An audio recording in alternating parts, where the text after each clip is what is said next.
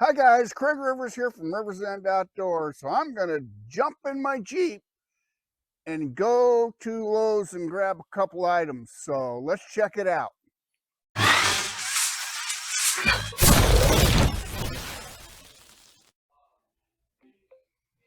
Okay, here you go.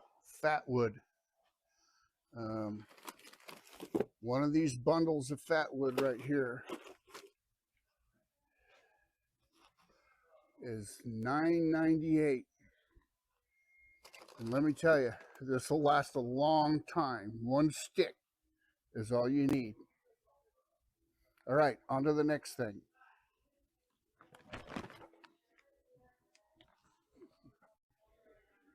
Okay, this is not necessarily important to the video, but you should have a nice pair of gloves.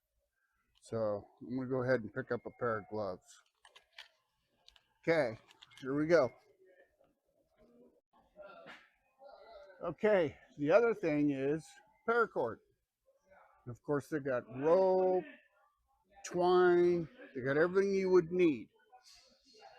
Um, Depending on what you're doing, jute twine is really good and really important. You can see the size of the rolls they have. And I will talk about jute twine later on. Okay, so paracord, I'm just going to get a small hack of paracord. Here we go. All right, I think I'm done here.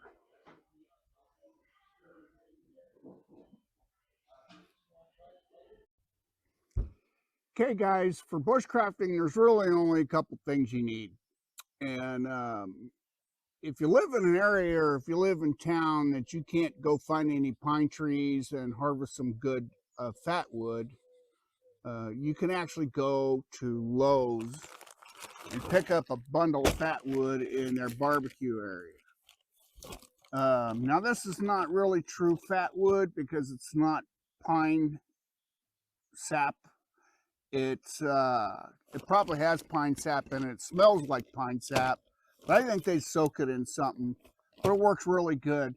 It's only like under 10 bucks for this bag. This thing will last me my whole life. Now, what I do is I cut them in thirds, and then I'll put a few of them in my fire kit. The thing is that you can light these with a match. They're real easy to light, and I use my ferro rod on them just because I like a fire ignition system that if I get it wet, no matter what, it works. So I take my ferro rod and a few of these fat wood sticks, and I'm good to go.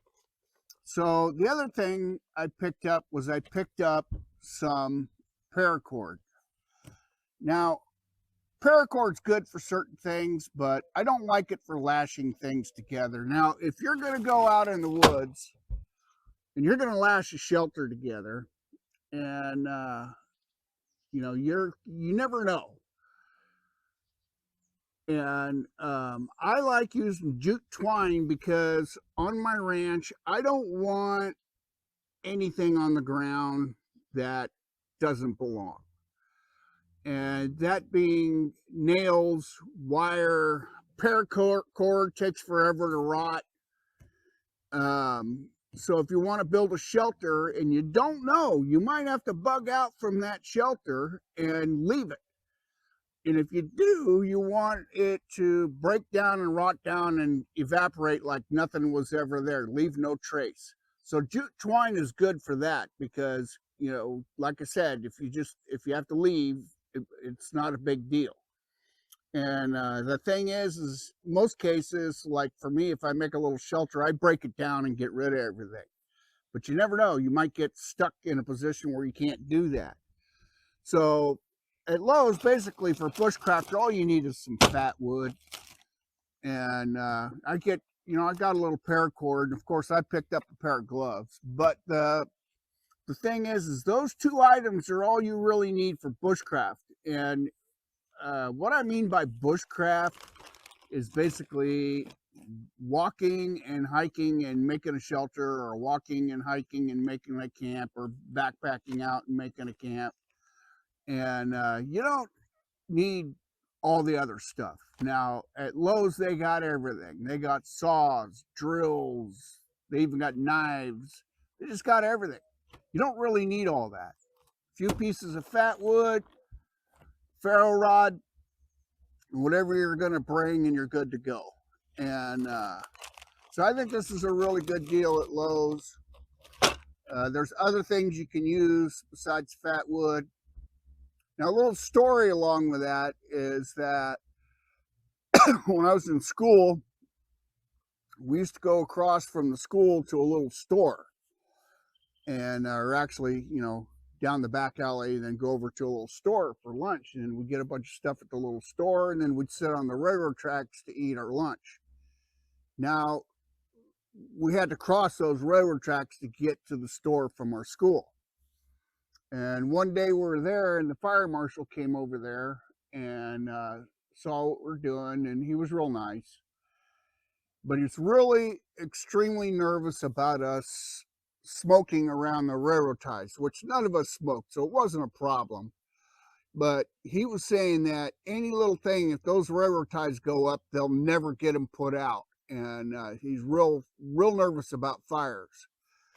The point to that is that if you need fat wood, or you need something like fat wood, you can use a sliver off of a railroad tie. You don't need to go chopping up railroad ties that are along the tracks. You can just walk along and you'll find splinters of railroad ties. The thing is they're soaked in creosote and oils and God knows what toxic crap, but they burn really easy. And that's what the fire marshal was worried about, is if an ash got down in the crack on, or a cigarette got chopped into the crack on the railroad ties, the whole damn mess would go up. So there you go. 2 items at Lowe's: twine and fat wood. There's a lot of other stuff, but you don't need to spend a lot of money to be going out in the woods. So there you go, guys. This is Craig Rivers from Rivers End Outdoors. I will see you in the next video. Bye now.